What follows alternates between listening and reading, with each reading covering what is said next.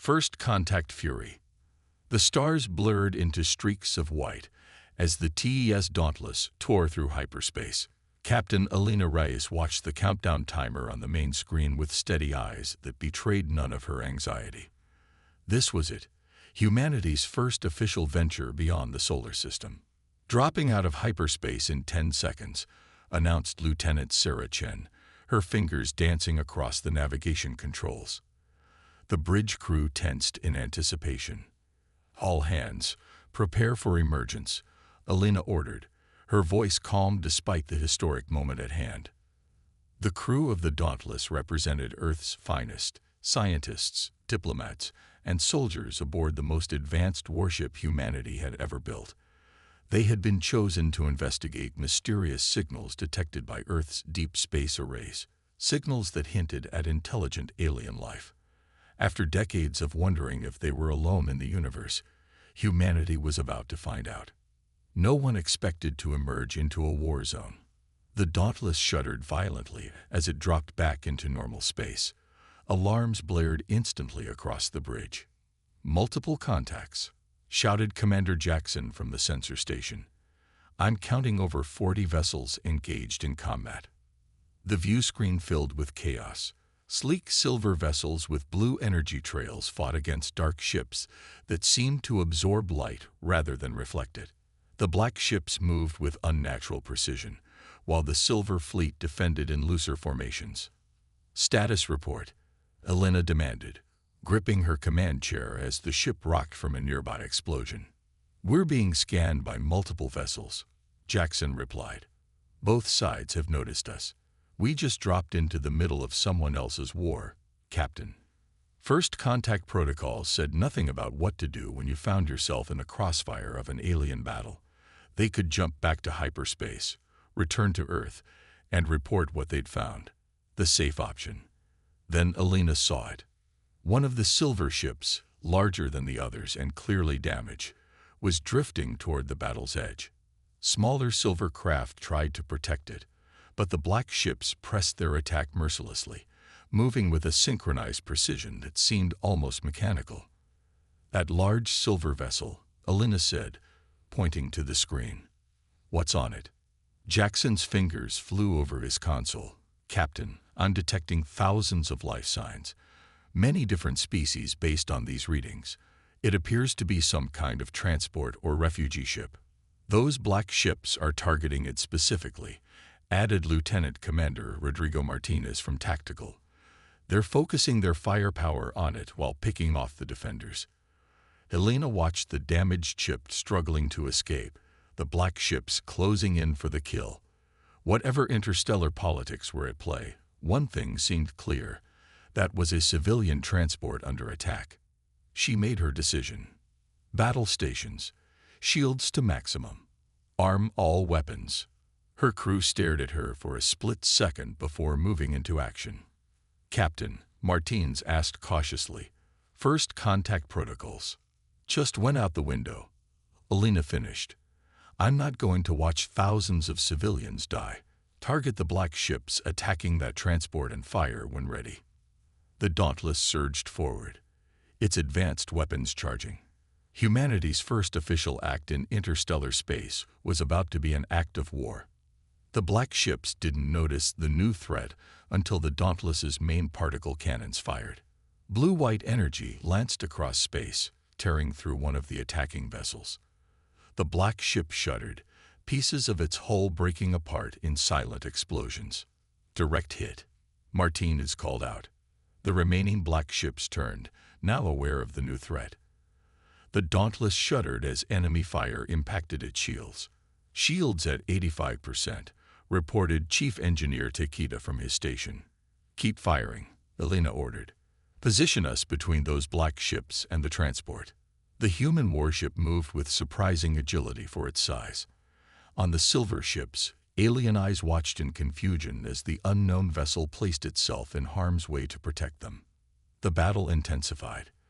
The Dauntless's advanced weapons tore through 2 more black ships, but others pressed the attack. The human vessel's shields flickered under the assault. "Shields at 60%, Takeda called out. "We can't take much more of this, Captain." The ship rocked as another blast hit them. A console exploded in sparks, and a crewman was thrown to the deck. "Maintain position," Elena ordered, refusing to retreat. "Keep firing." Just when it seemed the Dauntless would be overwhelmed, the remaining silver ships regrouped. They formed up alongside the human vessel and coordinated their fire on the black ships. The tide turned. The black ships, facing unexpected resistance, began to retreat. "They're pulling back," Jackson said, disbelief in his voice. A cheer erupted across the bridge. Elena allowed herself a small smile before refocusing. "Damage report. Shields at 40% but holding. Minor damage to decks 3 and 4. 2 injuries reported, nothing critical," Takeda replied. Elena nodded. "Open a channel to that transport we protected. Let's introduce ourselves." The view screen flickered, and an alien face appeared. It was vaguely humanoid, but with iridescent blue skin, large eyes with vertical pupils, and fine, gill-like structures along its neck. It spoke, the words unintelligible. "Run it through the translation matrix," Elena ordered. A moment later, stilted but understandable words came through. "Unknown vessel, you have our eternal gratitude. I am Admiral Zale of the Concord Ship Sanctuary. You saved thousands of refugees from the Void Collective. Who are you, and where do you come from?" Elena stood straight, suddenly aware she was making humanity's first official contact with alien life. "I am Captain Elena Reyes of the Earth Warship Dauntless. We come in peace, though it seems we found anything but." Admiral Zale's alien features shifted in what might have been surprise. "Earth? The quarantined world." The alien's voice held disbelief. "This changes everything, Captain Reyes. We must speak immediately. The fate of this entire sector may depend on it." Elena looked at her crew, their faces a mix of excitement and concern. First contact had not gone as planned, but they had saved lives, and now it seemed humanity was about to be pulled into something much bigger than they had ever imagined. "We'll dock with your vessel, Admiral," she replied. "I look forward to our conversation." After securing the ship and leaving Commander Jackson in charge of the bridge, Elena led a small team to meet with the aliens. The boarding party consisted of herself, Lieutenant Chen, Dr. Maya Patel, their xenobiologist, and Lieutenant Commander Martinez for security. "Remember," Elena told her team as they approached the airlock, "we represent all of humanity now. Whatever we learn, whatever decisions we make, affects everyone back home." The airlock hissed open. Admiral Zale waited on the other side with several other aliens of different species. Up close, Zale's blue skin had a slight shimmer to it. The aliens beside him were entirely different. One short with copper-colored scales, another tall and willowy with 4 arms. "Captain Reyes," Zale said through their translator, "welcome aboard the Sanctuary. The Concord Council awaits you."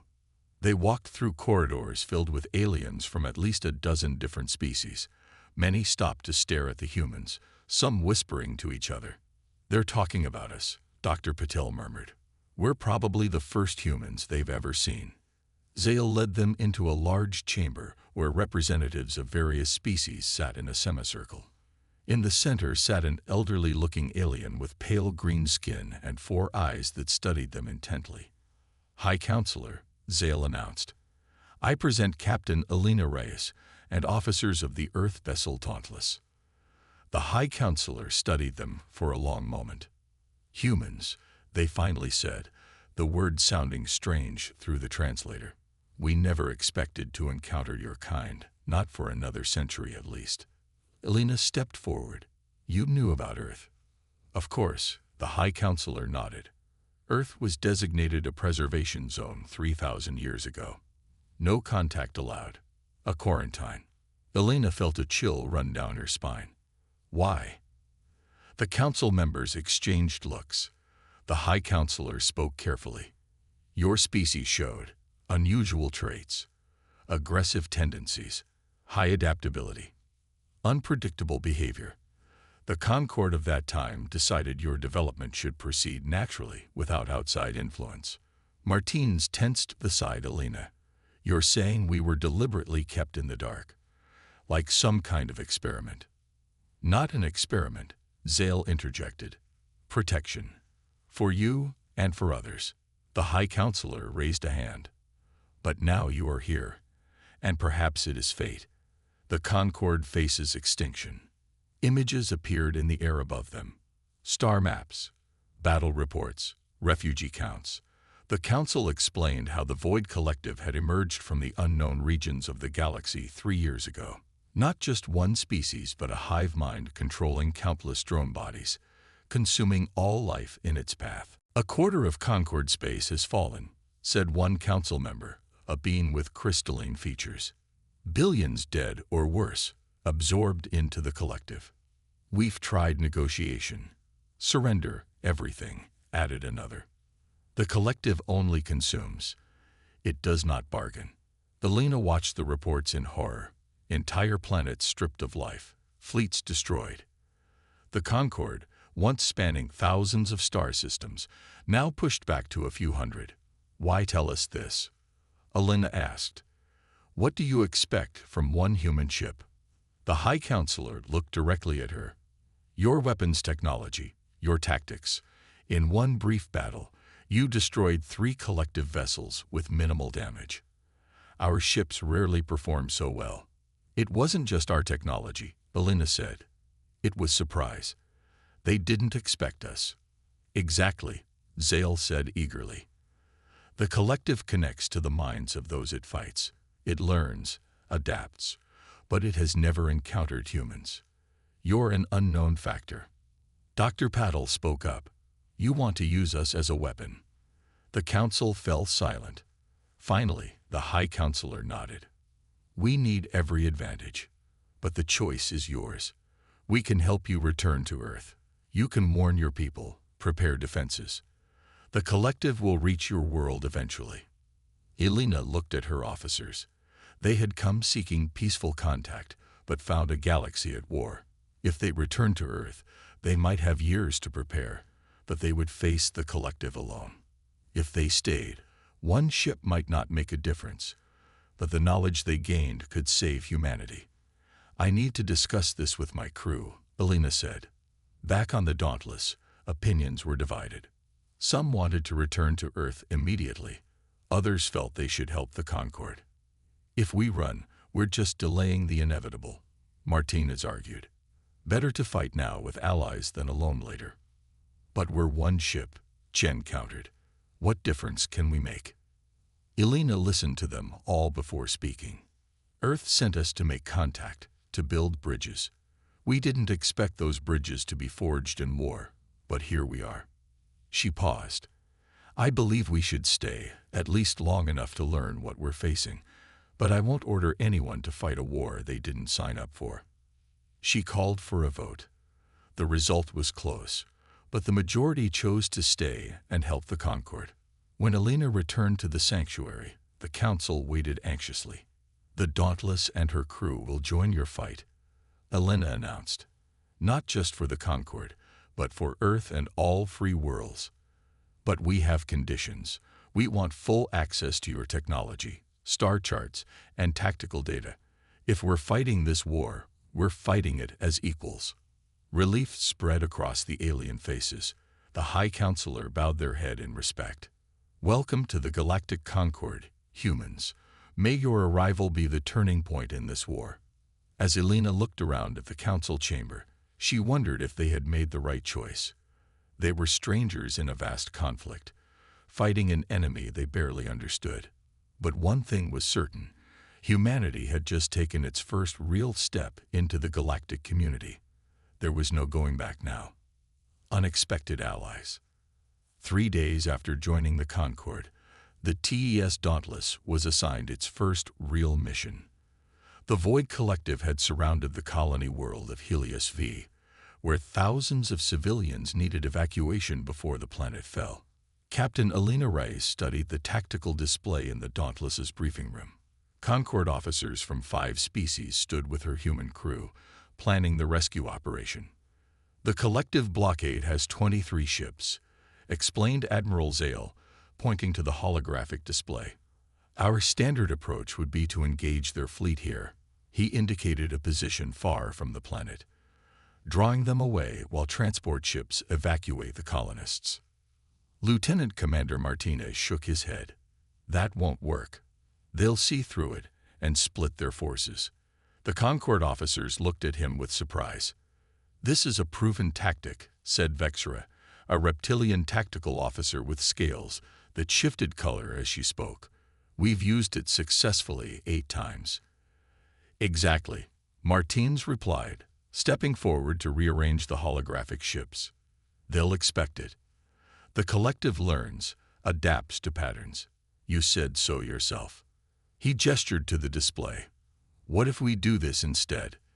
The Dauntless jumps in close to the planet, behind their blockade. We hit hard and fast, causing confusion. Meanwhile, your main fleet approaches from this direction, appearing to target their supply lines. The evacuation ships come in from a third vector entirely. The Concord officers stared at the display.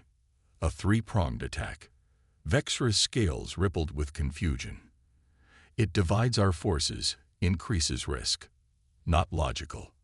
That's exactly why it will work, Martinez insisted. The collective thinks like you do. Logically, seeking the optimal solution. We need to be unpredictable. Admiral Zale studied the human officer with newfound interest. Your species approaches warfare differently than ours. Humanity's military history is filled with examples of inferior forces defeating superior ones through unconventional tactics, Alina explained. Sometimes the logical move is the one your enemy expects. After much debate, the Concord Command reluctantly approved the human plan. Many doubted it would work, but they were desperate enough to try anything. Hours later, the Dauntless dropped out of hyperspace just above Helios V's atmosphere, deep behind enemy lines. The collective ships, caught by surprise, scrambled to respond. All weapons, fire, Alina ordered. The human warship unleashed everything it had, tearing through 2 collective vessels before they could raise their defenses. Then it dove toward the planet, skimming the upper atmosphere and using the curve of the world to shield itself from enemy fire. On the bridge, Alina gripped her chair as the ship shuddered around her. Status on the evacuation ships. Approaching from Vector 3 as planned, Chen reported. The main Concord fleet is engaging from Vector 2.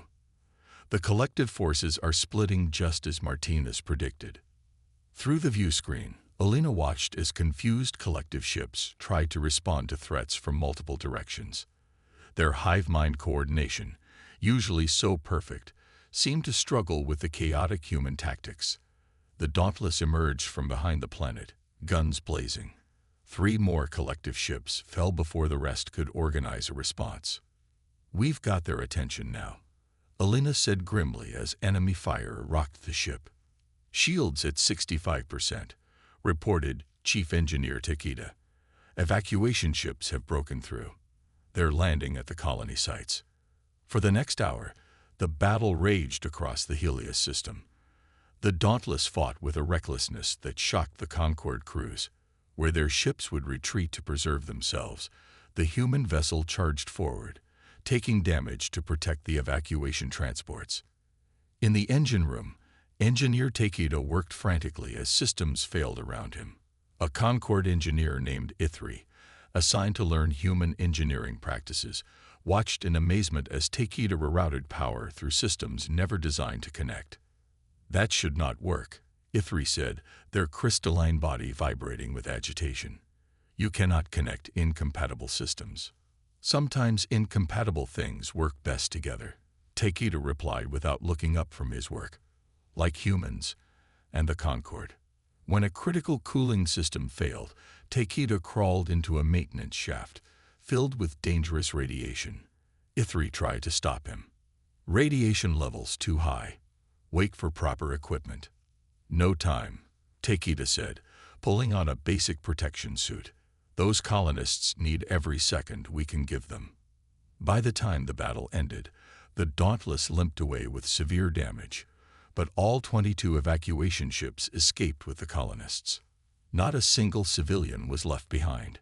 In the aftermath, Alina found herself in the sanctuary's medical bay, checking on her injured crew. Takeda lay on a bed being treated for radiation exposure. "The doctor says you'll recover," Alina told him, but that was a foolish risk. Takeda managed a weak smile. "Worth it, Captain." Admiral Zale entered, looking at the injured humans with a strange expression. "Your crew's actions today." He seemed to struggle for words. "We do not understand you. You risked death to save strangers. Your tactical officer created a plan that defied standard doctrine. Your engineer exposed himself to radiation rather than wait for proper equipment." Alina shrugged. "That's just how humans operate." "No," Zale said firmly. "It is not just anything. In our cultures, self-preservation is logical. Protecting one's own species comes first. Yet your crew sacrificed for others without hesitation." He paused. "Now I understand why your world was quarantined. Your species thinks differently." After Zale left, Martinez joined Alina by Takeda's bedside. "The Concord tactical officers want to learn human battle doctrine," Martinez said with a tired smile. "I tried to explain we were just making it up as we went along. They didn't believe me." Alina laughed softly. "Let them think we have some grand strategy. If unpredictability is our advantage, let's use it." Word of the Dauntless's actions at Helios V spread quickly through Concord space. The human ship and its crew became symbols of hope. The quarantined species had arrived, and they fought like nothing the galaxy had ever seen. But Alina knew this was just the beginning. The collective would adapt, learn, and next time, surprise wouldn't be on their side. 2 weeks later, Alina found herself aboard the Concord research vessel Revelation, where Dr. Patel had been working alongside alien scientists. Xenobiologist Saj shone with excitement as she led Alina through the laboratory. "You won't believe what we've discovered, Captain," Patel said, stopping in front of a large holographic display showing brain scans.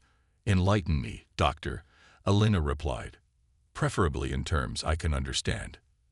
The lead Concord scientist, a tall, jellyfish-like being named Kiloros, floated forward. Its translucent body pulsed with neural bioluminescence. "We have been studying your species," Kiloros said, its translator converting vibrations into words. "There is something unique about human neurophysiology." The display changed to show comparison scans of different species' brains. All the alien brains showed similar patterns, while the human brain looked notably different. "All known sentient species evolved with comparable neural structures," Kiloros explained. "Different physically, yes, but functionally alike. Except humans." Dr. Patel nodded eagerly. "Most species' neural pathways developed along standard lines. Ours didn't. We're wired differently." "What does this have to do with the war?" Alina asked, studying the images. "Everything." Kelleros's body flashed with excitement. "The Void Collective conquers by infiltrating minds. It connects to neural pathways common to all known species. Except humans," Patel finished. Alina felt a chill. "Are you saying we're immune to their control?" "Not immune," Patel corrected, "but resistant. Their standard methods of mind control don't work well on human brains. We think differently." The implications hit Alina like a physical blow. "This is why Earth was quarantined, isn't it? Not just because we're unpredictable, but because our minds work differently." "Yes," Kiloros confirmed. "The Concord Council of 3 millennia ago discovered this unique trait in your species. They feared what would happen if humans were exposed to certain galactic influences before you had matured as a civilization. They were protecting us," Alina realized. "And perhaps themselves," Kiloros added. "Humans are difficult to predict, difficult to control. That makes you dangerous in the eyes of many species. But now it makes us valuable," Patel said. "We might hold the key to defeating the collective." The conversation was interrupted as alarms blared throughout the ship. Alina's communicator activated. showing Martinez's face. "Captain, we have a situation. A Void collective fleet has just jumped into the system. They're heading straight for the research station." Alina's blood ran cold. "How many ships?" 15, including what appears to be a command vessel. "This isn't a random patrol. They came specifically for this station." "Evacuation protocols are already engaged," Kilores said, body pulsing with alarm colors. "But we need time." Elena turned to the scientist. "How did they find us?" "This facility is supposed to be secret." "Unknown," Kilores replied.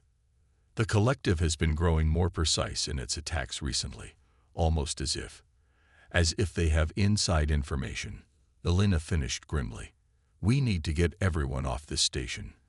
Dr. Patel, help coordinate the evacuation of the research team. I'm heading back to the Dauntless." By the time Elena reached her ship, the situation had deteriorated. 3 Concorde defense vessels had engaged the collective fleet, but they were badly outmatched. "Status?" Elena demanded as she entered the bridge. "Not good," Martins replied. "Evacuation shuttles are launching from the research station, but the collective is targeting them. The defense ships are trying to provide cover, but they're taking heavy damage." Elena studied the tactical display. The collective ships moved with their usual precision, cutting off escape routes and methodically destroying the station's defenses. "Where's Admiral Zale's fleet?" she asked. 2 hours out at best," Chen replied from her station. "Too long. The station and everyone on it would be gone by then." "Prepare to engage," Elena ordered. "Full combat readiness." "Captain," Martins said quietly, "we're 1 ship against 15. Even with our upgrades from Concorde Tech, those aren't good odds." "We don't need good odds, Commander," Elena replied. "We just need to be unpredictable. Plot a course that will put us between those shuttles and the collective fleet." The Dauntless moved into position, shields at maximum. On the view screen, Elena could see the research station beginning to break apart under collective fire. Evacuation shuttles scattered in all directions, pursued by smaller collective vessels. "Open a channel to all Concorde ships and shuttles," Elena ordered. When the channel was open, she spoke clearly. "This is Captain Reyes of the Dauntless. All shuttles, adjust course to these coordinates. We'll create a corridor for your escape." She turned to Martinez. "Target the lead collective ships. Fire everything we've got." The Dauntless's weapons came alive, striking the nearest collective vessels. The enemy ships, momentarily surprised by the human vessel's direct assault, shifted their attention. "They're taking the bait," Martins reported. "Multiple collective ships are breaking off to engage us." "Good," Elena said grimly. "Now for the difficult part. Navigator Chen, prepare for pattern Omega." Chen's eyes widened. "Captain, that maneuver hasn't been properly tested with our new Concorde dry systems." "No time like the present, Lieutenant," Elena replied. "Execute on my mark." Pattern Omega was a high-risk evasive sequence developed by Earth's Space Navy, involving rapid, unpredictable changes in direction and velocity that no automated targeting system could anticipate. With the Concorde's more advanced dry technology, it might just work against the collective. Mark. The Dauntless began a series of maneuvers that defied conventional space combat doctrine, changing vectors so rapidly that the inertial dampeners struggled to compensate. The bridge crew held on as key forces shifted around them. On the tactical display, they could see the confusion spreading through the collective fleet. Their precisely coordinated attack patterns began to break down as they attempted to track the Dauntless's erratic movements. "It's working," Chen called out. "They can't lock weapons effectively. Shuttles are making it through the corridor," Martins added. 60% have cleared the battlefield." The Dauntless shuddered as a collective beam struck its shields. "Shields at 40%, Takeda reported from engineering. That hit was from their command ship. It's adapting to our pattern." Elena studied the massive collective vessel that hung back from the main battle, directing the other ships. Unlike the drone vessels, this one moved with a different purpose. It was the brain of this fleet segment. New target, Elena ordered. The command ship. All weapons. Captain, that vessel is heavily shielded, Martins warned. Our weapons may not penetrate. We don't need to destroy it, Elena said. We just need to distract it. Lieutenant Chen, set course directly for the command ship, full speed. You want us to ram it? Chen asked in disbelief. I want them to think we're going to ram it, Elena corrected. Continue evasive pattern until the last possible moment, then execute emergency jump to these coordinates. She sent the data to Chen's station. Understanding dawned on the navigator's face. A micro jump. Risky, but it might work. The Dauntless surged forward, weapons firing continuously at the collective command ship. As expected, the enemy vessel began to focus its defenses forward, anticipating the human ship's apparent suicide run. They're diverting power to forward shields, Martins reported, and the drone ships are moving to intercept. Stay on course, Elena ordered. Shuttles. 80% clear, Chen replied. The rest will make it if we can hold the collective's attention for another 2 minutes. The Dauntless continued its headlong rush toward the command ship, which now filled the view screen. Energy beams lashed out, striking the human vessel repeatedly. Shields at 15%. Takeda's voice came through with static. We can't take much more of this. Almost there, Elena said, watching the distance counter tick down. Prepare for jump on my mark.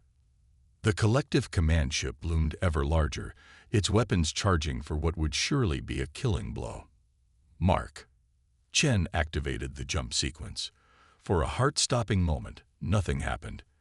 Then, with a violent lurch, the Dauntless vanished from normal space, only to reappear moments later behind the collective command ship.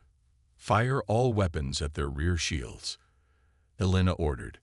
The Dauntless unleashed everything it had at the collective vessel's unprotected rear. Explosions rippled across the massive ship as its engines took critical damage. Direct hits, Martinez called out. Their engines are offline, and they're venting atmosphere. All shuttles clear, Chen reported with a relieved smile. Elena allowed herself a moment of satisfaction before reality reasserted itself. Status of the remaining collective ships. Regrouping, Martins replied. Without their command vessel coordinating, they're slower to react, but they're still coming for us. How long until Admiral Zale arrives? Still over an hour away. Elena nodded grimly. Then we need to buy more time. Plot a course to lead the collective ships away from the evacuation route. We'll play cat and mouse until reinforcements arrive. For the next hour, the Dauntless led the collective fleet on a chase through the star system, using the terrain of asteroid fields and planetary orbits to stay just ahead of their pursuers. By the time Admiral Zale's fleet arrived, the human ship was running on emergency power, its shields nearly depleted. But every single researcher and scientist from the station had escaped with their data intact. Later, as the Dauntless underwent repairs aboard the Concorde flagship, Admiral Zale met with Elena in her ready room. Your actions saved over 300 lives today, he said, including some of our most brilliant minds. We were just doing our job, Admiral, Elena replied. Though I'm more concerned about how the collective knew about the research station. That facility was supposed to be secret. Zale's expression darkened. We've suspected for some time that the collective has infiltrated our command structure. There are ways they can influence certain minds, even without direct control. You have a spy problem, Elena stated. Yes, and it's getting worse. He hesitated. That's why we're accelerating the research into human neurological resistance. Your Dr. Patel's findings could be crucial. Elena leaned forward. What exactly has she found? Something that could change the course of this war, Zale replied. But it will require a level of sacrifice we wouldn't dare ask of your people. Let me be the judge of that, Elena said firmly. What are we talking about? Zale took a deep breath. The collective operates through a central hive mind. If we could disrupt that connection, even temporarily, their forces would be vulnerable. Dr. Patel believes humans might be able to infiltrate their network, to enter the hive mind itself without being assimilated. Elena stared at him. You're talking about sending humans into the collective consciousness. That sounds like suicide. It would be extremely dangerous, Zale admitted, but potentially decisive. However, we would never demand such a sacrifice from your species.